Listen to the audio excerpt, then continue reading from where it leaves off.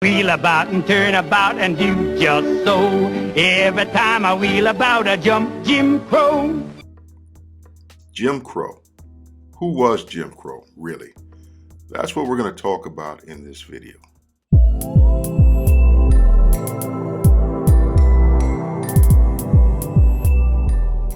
You've probably heard the name Jim Crow before. And if you're like many other people, you wonder exactly where that name comes from.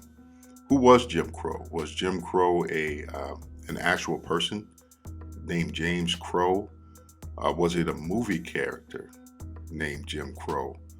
Was Jim Crow a man who came up with some laws that were disadvantageous for black people? Who was Jim Crow? Well, first off, the name came into use in the 19th century, and at first it was a name used to belittle or ridicule black people. Then eventually it became a name used to describe a set of laws. So in your thinking, or the answer that you would get if you asked that question wouldn't exactly be all the way wrong, but then again, it wouldn't exactly be all the way right. There'd be something missing there. Jim Crow is actually a pretty complex term. So who was Jim Crow really? Jim Crow was a white man named Thomas Dartmouth Rice. His nickname was Daddy, Thomas Daddy Rice. And he was responsible for creating a character named Jim Crow. Now, according to history, Mr. Rice was a struggling actor or a traveling actor just looking for work. And one day he came across a black man who he observed. There are different takes on it. One school of thought it was an older black man. Another school of thought was that it was a young black boy. In any case, he studied this individual and came up with a caricature of this person, an exaggeration of sorts about the traits that this person possessed. So basically, this was a set of stereotypes. These are stereotypes about black people at the time, as if black people were maybe a little less educated, unintelligent, lazy, subhuman. The list goes on and on. He took all of these traits and he put them into this character, and he would perform, he would dance and sing.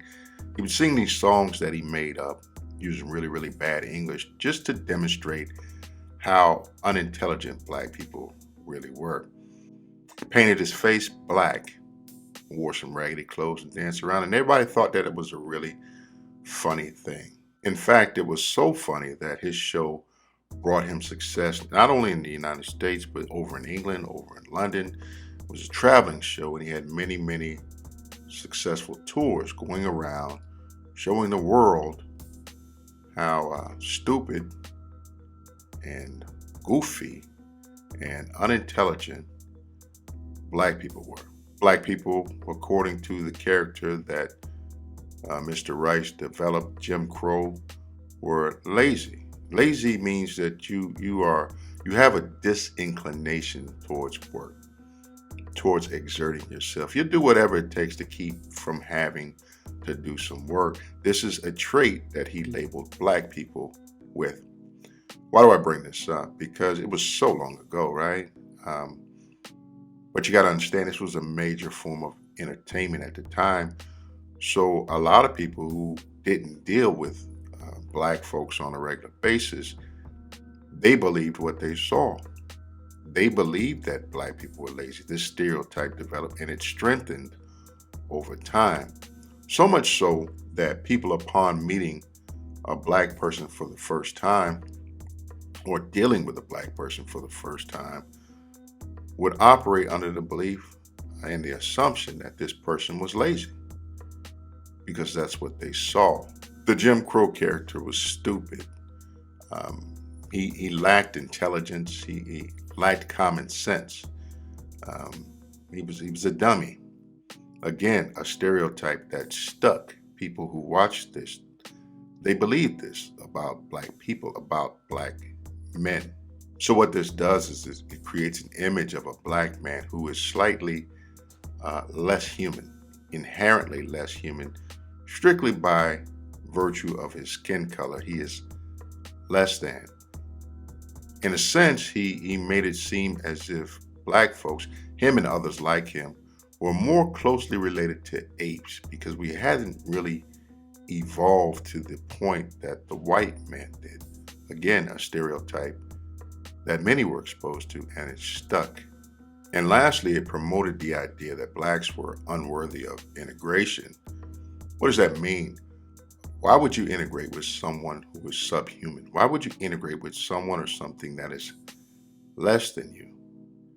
So why would you want integration? Imagine how difficult it made the fight for integration when a lot of people were under the impression that black people were lazy, stupid, unintelligent, unworthy of integration. So this is the genesis of the Jim Crow idea that we hear about now. You hear about Jim Crow 2.0. A lot of the people who talk about Jim Crow, it's similar to the conversations you hear about Uncle Tom. They actually don't know what they're talking about. They have a general idea, and often it's misguided because it's been related to them in an improper way. They don't understand what they're talking about. So who was Thomas Rice? Thomas Rice was in the easiest way to say it was a mocker, someone who makes a mockery of other people. It is a French word that means to scoff at, laugh at, ridicule, deride someone else, to mock them. So he made a living of mocking people. He developed the perfect mockery of black men, black people in general, promoted that, and earned a substantial living off of that. He went from struggling and traveling and trying to make ends meet to actually doing pretty well for himself for mocking other people. He used the song and dance, Jump Jim Crow. And although he was one of the first white entertainers to put on blackface and dance around and mock Negroes, there were many others that came along with him. This became a way for a lot of people to make their living. They called them minstrel shows. And minstrel shows became a big thing, and much of their content was simply stereotypes of the black man. They get around, they go on stage, they make a whole production of it in an effort to make black men look less than, and this is supposed to be funny. To quote Frederick Douglass said about people like Thomas Wright, "The filthy scum of white society, who have stolen from us a complexion denied them by nature, in which to make money and pander to the corrupt taste of their white fellow citizens." Funny thing about that is all the money that he made, this gives you an idea of his mentality. He died in poverty. So yeah, it was actually kind of genius to come up with the Jim Crow character, whether by accident or on purpose. But it definitely lets you know that there were some flaws in this man's character, which inevitably led him to dying in poverty. So the minstrel shows became extremely popular, and it kind of changed the form of, or the art of entertainment. This became acceptable behavior. Interestingly enough, so much so that it wasn't just white people who were wearing blackface. It came to a point where there were black people wearing blackface. It was so bad that you had black men pretending to be white men who were pretending to be black men just to earn a living. And what I find interesting about that is similar to what we see in society today. A lot of the jokes, a lot of the negative stereotypes created with the idea of disparaging black men, it's almost as if other black men with a desire to be successful, create fame, earn money, they took over. They step in and they embarrass the black population, black people, more than the white people ever could. It's actually pretty fascinating. So inevitably, technology improves. And then we have radio and television. So rather than just traveling around for these minstrel shows, we start seeing or hearing these shows on the radio. This is back when families used to gather around the radio to be entertained, and you have these minstrel shows. You have people making voices, attempting to mock black people across the radio. Now, just imagine the effect that this has on the family, on the children, not just the black people, but the white people as well. Imagine as a child growing up and your family entertainment is how stupid and lazy and subhuman black people are. What would that do to your mentality?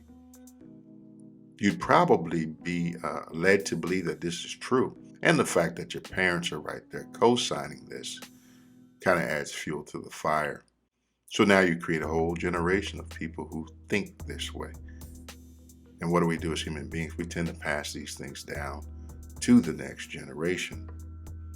And then here comes the television. Now, not only can we hear this, we can see this. We see people bouncing around in Jim Crow fashion, or other different acts designed to mock black people with blackface on. Again, imagine what that does to a young person's mind. It's not difficult to see why a lot of white kids grew up thinking the way they did. They were programmed, just like we are all programmed by what we see on television nowadays.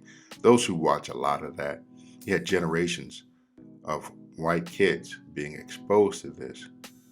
How do you think they're going to interact with? How do you think they're going to treat black folks later on? They're definitely not going to see them as equals, because that's not what they were taught. So these are some of the underlying facts about Jim Crow.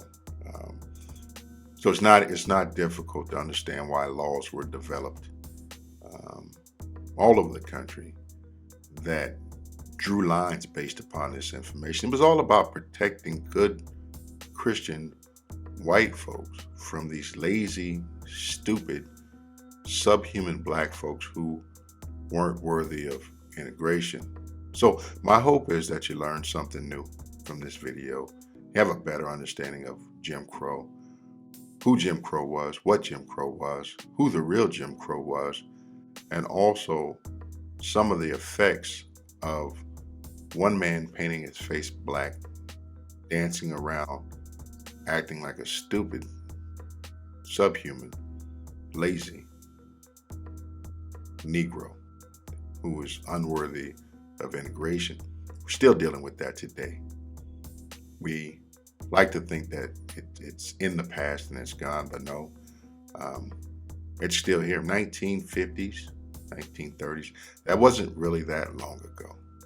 And we're still dealing with these repercussions. Unfortunately, it's just not only white people who wear blackface. It's a very complex thing. It gets really deep. But if you like the content, you enjoy hearing lessons like this, be sure to subscribe to the channel. Make sure you click the notification bell so you're notified when I make additional content. Come down that journey with me. I'll be making more content just based on basic facts, data, statistics regarding black folks. You can also visit the website at blackstatistics.info. And if you have a desire to support the content, make sure you check out the description content section. There's stuff down there that I use myself. You may find something that's useful to you, and if you happen to make a purchase, a small portion of that in the form of a commission will be received by me in order to help fund and support the channel. But on that note, thanks for stopping by. Make sure you like, comment, let me know your thoughts, and share if you think someone else needs to hear this content. Again, I appreciate your time. Take care. Peace and blessings. Have a good one. Wheel about and turn about and do just so. Every time I wheel about, I jump Jim Crow.